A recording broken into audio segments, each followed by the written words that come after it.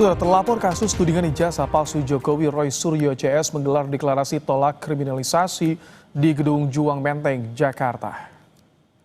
Dalam deklarasi ini, Saudara, Roy Suryo menyatakan keberatannya dengan pemeriksaan Jokowi di Mapolresta Solo.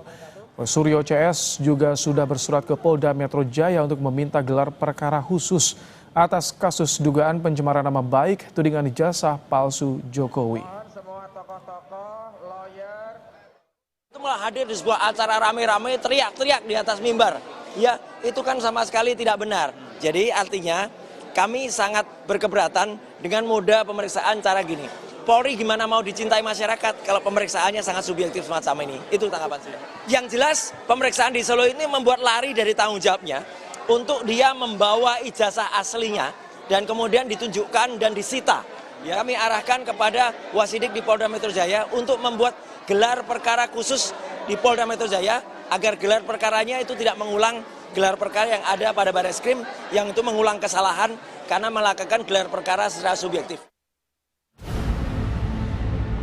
Presiden ke-7 Republik Indonesia Joko Widodo Rabu pagi memenuhi panggilan penyidik Polda Metro Jaya di Mapolres Solo, Jawa Tengah.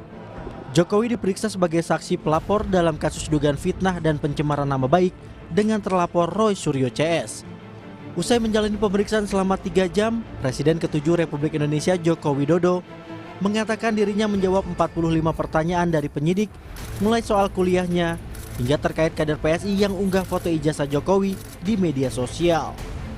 Tak hanya itu, Joko Widodo juga bilang ijazah SMA dan sarjana miliknya disita penyidik untuk kepentingan penyidikan.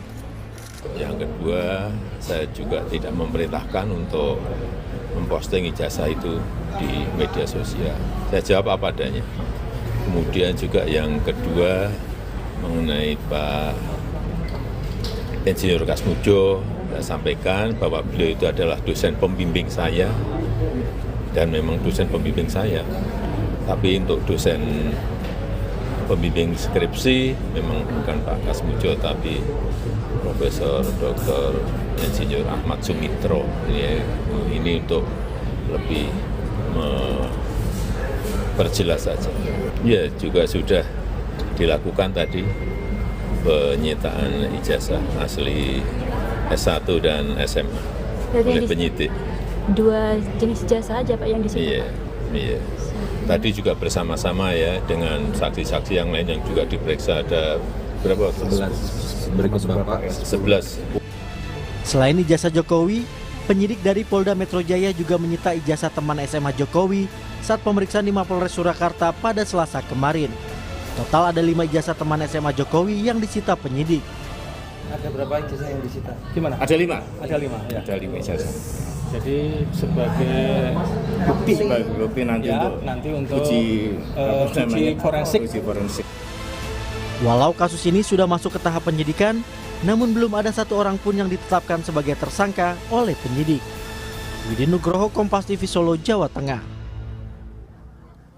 Membahas soal penyitaan ijazah Jokowi dan juga bagaimana proses hukum yang terjadi di Polda Metro Jaya, kita sudah bersama dengan penasihat ahli Kapolri bidang hukum, Irjen Purnawirawan Arianto Sutadi.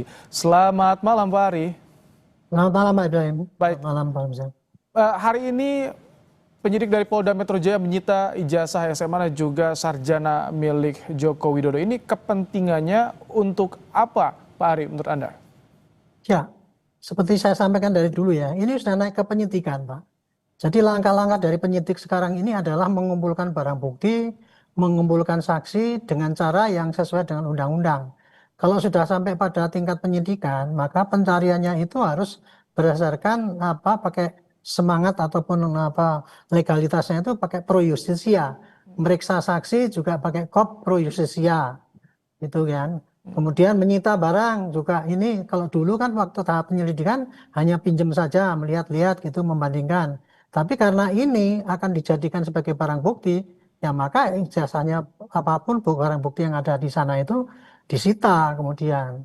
Oke. Jadi prosesnya akan berbeda dengan yang terjadi di Barreskrim ya? Ini murni yang dilakukan oleh penyidik di Polda Metro Jaya Pak Ari ya? Iya. Kalau yang di Barreskrim dulu itu kan masih baru pengaduan ya. Pengaduan, kemudian Barreskrim melakukan tindakan penyelidikan. Penyelidikan itu adalah mencari keterangan dengan cara yang tidak pakai upaya paksa. Dulu Barreskrim ketika melakukan penyelidikan itu dulu sempat datang ke Gama juga. Dan di sana melihat-lihat semua dokumen-dokumen yang ada, termasuk kalau nggak salah juga ijazahnya ataupun dokumennya Pak Jokowi itu semua diperiksa dulu. Bahkan dulu kan diperiksa pakai lapor. Tetapi itu bukan pakai penyitaan dulu baru diperiksa pakai lapor.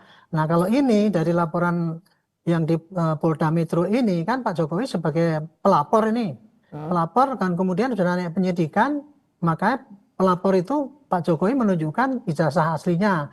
Nah itu kemudian nanti akan disimpan oleh penyidik dan itu pasti akan disita dulu. Nanti akan dilampirkan di dalam berkas yang akan disampaikan nanti apabila selesai nanti dikirimkan ke kejaksaan. Gitu.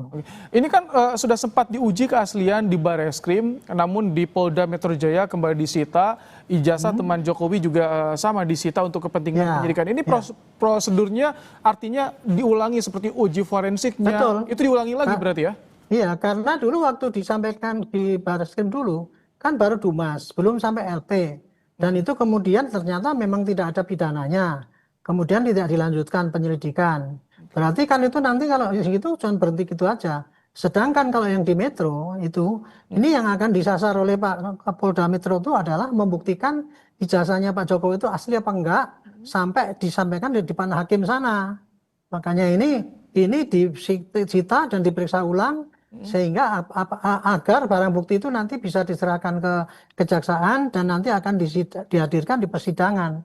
Itu jadi satu bagian itu membuktikan ijazahnya Pak Jokowi itu asli harus sampai ke persidangan kan, harus hakim tahu karena apa? Yang akan disasar untuk yang penyidikan di Polda Metro itu kan ujaran kebencian, penghinaan, pencemaran dan sebagainya itu.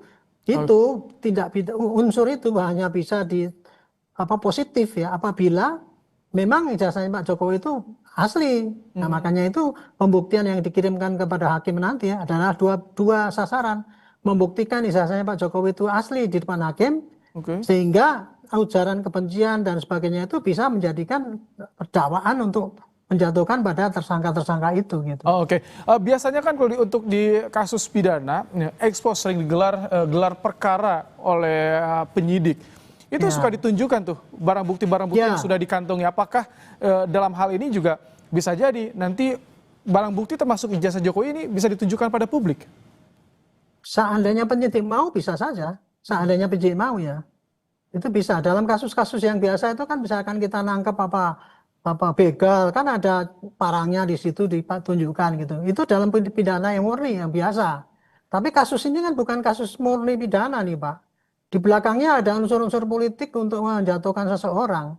Sehingga kalau memaksakan untuk menunjukkan Pak Jokowi itu menunjukkan di depan umum kan mereka kan kayak gitu itu.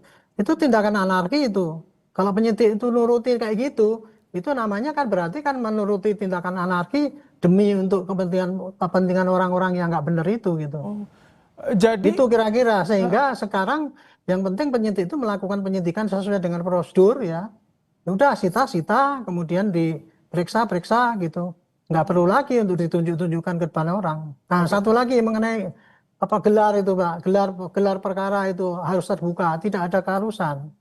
Tapi kalau untuk menjamin ke transparansi kemarin itu waktu di Barreskrim, karena apa? Karena waktu itu kan mau dihentikan. Makanya saya bilang ini karena mau dihentikan, maka tidak ada kesempatan lagi untuk menunjukkan ijazah itu di depan umum atau di depan hakim kan gitu. Makanya saya waktu itu menyarankan dilakukan gelar perkara terbuka. Nah, tapi kan ditanggapi oleh mereka bahwa seakan-akan itu harus. Kalau tidak itu berarti melanggar aturan. Bahkan kemarin sudah digelar pun sekarang minta digelar ulang lagi. Itu kan kayak itu mereka itu, saya kasihan dari mereka itu ya.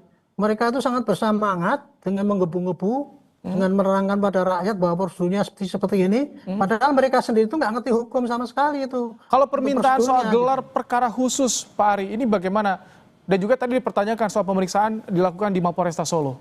Ya, nah mengenai pemeriksaan itu ya, penyidik itu mau memeriksa di mana-mana tuh bebas saja. Yang dicari yang adalah kemudahan kan kan banyak saksi yang ada di Solo itu tadi. Jadi bukannya hanya Pak Jokowi doang kan yang diperiksa, sekalian ya saksi-saksi yang ada di sana, penyidik ke sana kemudian memeriksa. Itu periksa itu mau diperiksa di mana saja nggak ada larangan. Bahkan saya sendiri dulu waktu masih dinas itu ya, kalau memeriksa seorang keberatan orangnya nggak bisa, kita periksa di rumahnya juga bisa. Yang penting memenuhi syarat, tidak ada pemaksaan, dan yang disampaikan itu tidak bohong, tidak dikarang-karang, itu nilai daripada pemeriksaan atau penyidikan. Gitu. Jadi tidak ada larangan, tidak ada keharusan. Itu tadi kan Pak itu bantah, wah ini tidak adil. Tapi kalau wujud transparansinya bagaimana agar terlapor juga bisa puas dengan hasil penyidikan? Wujud transparansinya harus bagaimana singkat Pak Ari? Maksudnya wujud transparansi apa? Dari proses penyidikan yang dilakukan oleh penyidik Polda Metro Jaya nantinya ketika dipertanyakan. Ya, penyidik Polda Metro Jaya sepanjang dia melakukan penyidikan secara profesional, dia meriksa penyidik itu didampingi oleh pengacara, dan kemudian ada rekamannya, dan kemudian itu nanti bisa hasilnya itu bisa disampaikan kepada jaksa dan kemudian pada hakim. Itu sudah wujud transparan, dia tidak harus meriksa dilihatin oleh yang terlapor atau pelapor. Itu kan arti harfiah dari transparansi. Okay. Tetapi kalau dalam penyidikan itu tidak ada keharusan penyidik itu menyampaikan pada rakyat ini loh yang sudah saya kerjakan. Tidak, gitu. Tidak ada. Baik, terima kasih penasihat ahli Kapolri bidang hukum Irjen Purnawirawan Arianto Sutadi telah bergabung di Kompas Malam hari ini. Terima kasih Pak Ari.